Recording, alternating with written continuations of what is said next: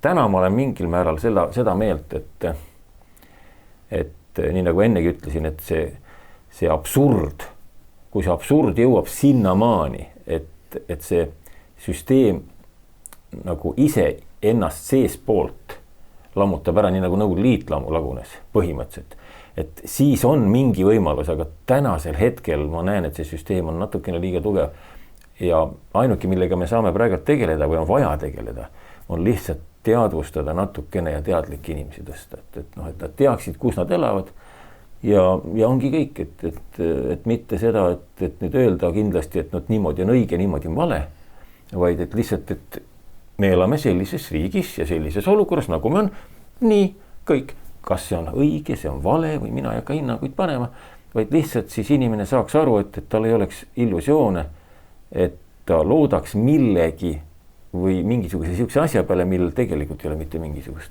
tagatausta.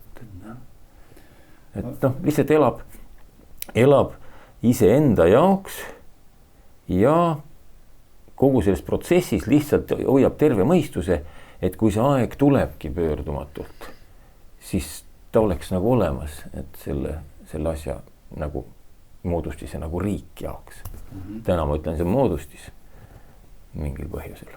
No meil on see demokraatia on ju tegelikult pseudodemokraatia.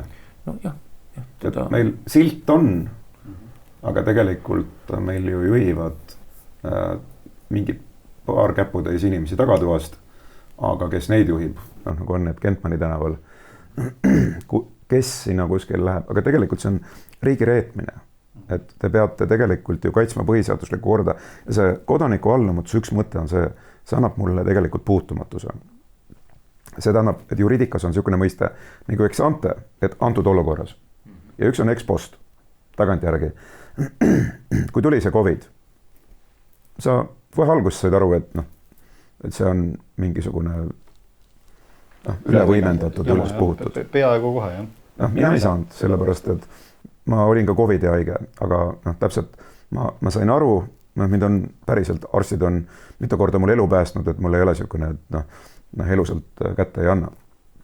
Kuigi puusaoperatsiooni teadlikult ei tee, sellepärast, et täna on äkki tervishoid on juba 5 aasta pärast või 10 aasta pärast, me ei tea, kuhu kvant maailm läheb, et on võimalik see natuke teistmoodi teha. Et ja kui sa teadusega oled natukene kursis, siis sa näed, et lihtsalt see meenutab mulle seda, et kui ma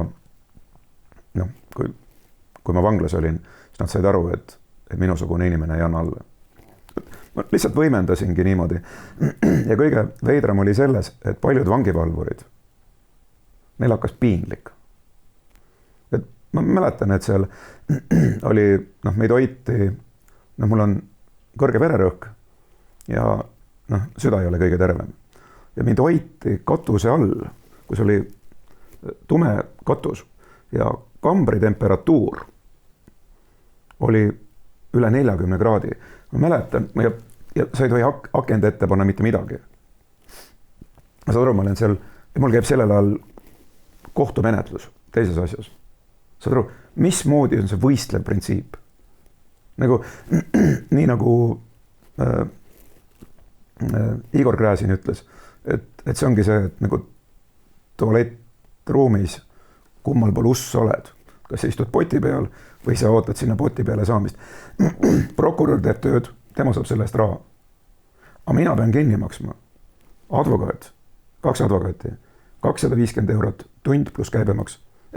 Mida rohkem ma käin kohtus, seda rohkem saab riik veel raha ka. Täiuslik süsteem. Sa maksad iseenesest kinni ka prokuröri. Just. Et tegelikult makse, kui selline maksab kinni, sina oled üks nendest ja kogu selle süsteemi, mille pärast kogu see süsteem tegelikult töötab ka nii filigraanselt, et nad ju teenivad mõlemalt poolt. Igatepidi. See on see maja võidab kogu aeg, sama case. Kasiino võidab kogu aeg. Täpselt sama on see ka, et nii riik kui kohtuprotsüsteemid, kõik nii-öelda, see süsteem töötab. Ja sellepärast ei olegi ma oluliselt üldse peale jälgimise, mis riigis toimub, täna enam midagi muud teinud. Aga ma jälgin kogu aeg.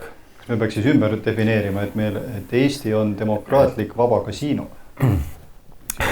seda kindlasti mitte, aga võib nii nimetada, et eks ta natuke on, et täna meil on riigi aadel, kes on tekitanud situatsiooni, kus tegelikult tegeldakse nende huvidega. Et riik on ju see, kus peab tegelikult selle kodaniku huvide eest. Ehk teenima, nemad on teenistujad tegelikult, ehk nad on sinna palgatud rahva poolt või nad on nii-öelda kuidagi. Aga täna on niimoodi, et nemad on lihtsalt seal kuidagi nagu hoopis teistel alustel. Nad on valitsejad, nad ei ole palgatud ega nad ei tunnista seda, nad ei tunneta seda. Mitte midagi sellist ei ole, nii et nii kaua, kuni meile räägitakse majanduskasvu tõstmisest ja ma ei tea millest kõigest nendest asjast, nii kaua me inimesega keegi ei tegele.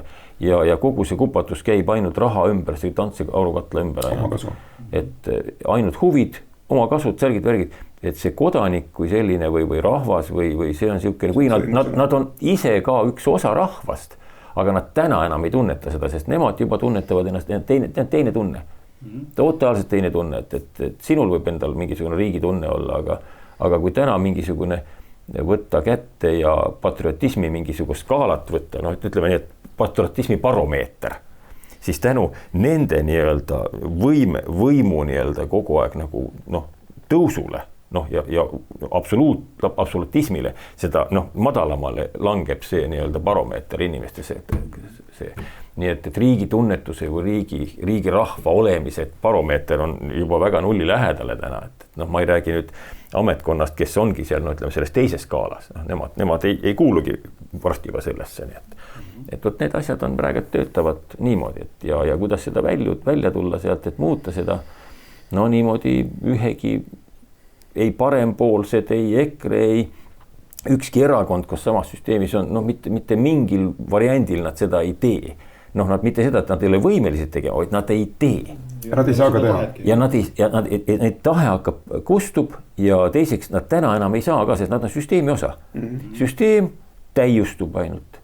Ja mille pärast on ka, et üksik inimene, ütleme, Raivo Palas, et kodaniku allumats on nagu väga hea idee, aga nii-öelda näiteks lihtsalt võidelda mingisuguse organisatsioon tuua ja võidelda selle vastu, mis seal on. Nii nagu sa võitled kellegi vastu, kelle vastu sa võitled, tema läheb tugevamaks. Ja sina lähed nõrgemaks. Nii et tegelikult ei tohi midagi sellist teha, vaid tuleb lihtsalt nii, nagu me siin praegu räägime ja oleme ja teeme. Et see on see, mis lihtsalt hoiab nagu nahatoore mõistuse kaine ja see on ainuke, mis täna töötab. Sest vastuvõitlus ei tööta. Sest ütleme isegi, kui sa leiad mingisuguse variandi, et nüüd, ma selle ametnikuga lähen konflikti või midagi niukest, siis tegelikult temal on kõik 10 hooba, sinul pole ühtegi. Isegi kui sul seaduse järgi nagu võiksid võita seal, siis tegelikult ikkagi lõpuks sa kaotad sellepärast, et sinul ei ole ühtegi hooba, isegi seaduse andliku hooba. Nagu sa ise ütlesid, et lõpuks kohtus öeldakse, et tõlgendatakse täpselt nii, nagu vaja on. See on puhas fakt, tähendab, mul ei olnud võimalik seda salvestada, kui oleks saanud salvestada, ma arvan huvitav olnud, aga see lihtsalt oli niimoodi. Nagu Einar Laigna kunagi väga hästi öelnud, et võib-olla see ka, et inimestele selgitada, mis olukorras me oleme. Et mulle meeldib alati nagu tuua nagu väiksemasse olukorda need asjad kõik, et Laigna ütles ka väga hästi, et kui sa oled maja peremees, võtad endale aedniku, kokka, koristaja, mis kõik iganes, eks ju. Need on ju need ametnikud nii-öelda meil riigi mõttes, teenistujad, kes peaks olema. Ja siis ühelt maalt need aednik ja kokk arvavad, et kuule, aga meil võiks ikkagi natukene rohkem see palka tõsta, eks ju, ise otsustavad, mitte sina ei otsusta, nemad hakkavad otsustama.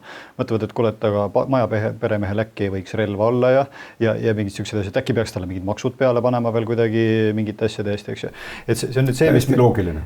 Jah, aga see tundub absurdne, aga see on see, mis meie riigiga on juhtunud, eks ju. Ja lõpuks need kokk ja aednik, need siis võetakse kuskilt veel mõne suurema organisatsiooni pealt võib-olla üle, hakatakse neile andma sealt nõu, ainuke, mis on positiivne nagu selles absurdi situatsioonis on see, et tõesti, et inimesed on üksteise suhtes täna, ütleme, tavahea kodanikud, ma ei räägi seal kuskil ametnikud või kõrged inimesed, kes seal kõrgetel kohtel riigi aadel, vaid lihtsalt tavaliselt sina, mina, Jaan, Mari seal kuskilt. Aga mina. Sina ka. Raivo ka. et me räägime asjadest ja me nii-öelda saame nagu suhteliselt ühesuguselt aru ja ja see on ühendanud meid, see on huvitaval kombel on millegi pärast on ühendanud, et isegi kuskil, kus sa vallas oled, sa toimetad ja tegutsed ja sul ei ole ümberringi selliseid nagu kaebajaid, kadetsejaid ja mitte midagi niisugust ei ole lihtsalt, et kuna see üks mingisugune vastane või mingi siuke, noh, veel mõtleme vastane, vaid see mingi institutsioon on kuskil sääl, kes hoiab meid nüüd ühtsena. Et see on siuke hästi naljakas situatsioon, aga Nõukogude ajal oli sama, et ma olen tunnetanud selle situatsiooni ära, et täna on täpselt see sama, mis Nõukogude ajal, et see nagu seal kuskil seal nemad, las nad seal olla. Meie ei huvita, enam ei huvita, kõik on nii absurdseks läinud, et enam ei huvita. Et me oleme siin oma ette ja kõik saame hakkab viinerit ja kõik asjad, mis laua peal oli ja poes polnud mitte midagi saada, kõik oli laual olemas. Et siin on see sama nüüd, et mitte midagi nagu, noh, enam ei ole seda normaalsust. Aga inimeste enda vahel hakkab normaalsus minema siis nagu hinda või tuleb tagasi jälle, jah. No, see on selle kogukonnas. Kogukonna nagu tunnetus on nagu, võt see, mida ma tunnen praegalt, et see on teistmoodi nüüd, kui oli mingi 10, noh, rääkimata 20 aastat tagasi. Täispika intervjuu ja veel teisigi põnevaid vestlusi julgete ja inspireerivate inimestega leiate Vanglaplaneedi vastupanuliikumise lehelt aadressil vastupanuliikumine.ee. Aga enne kui sinna suundute, jagage seda videot kindlasti ka teistega.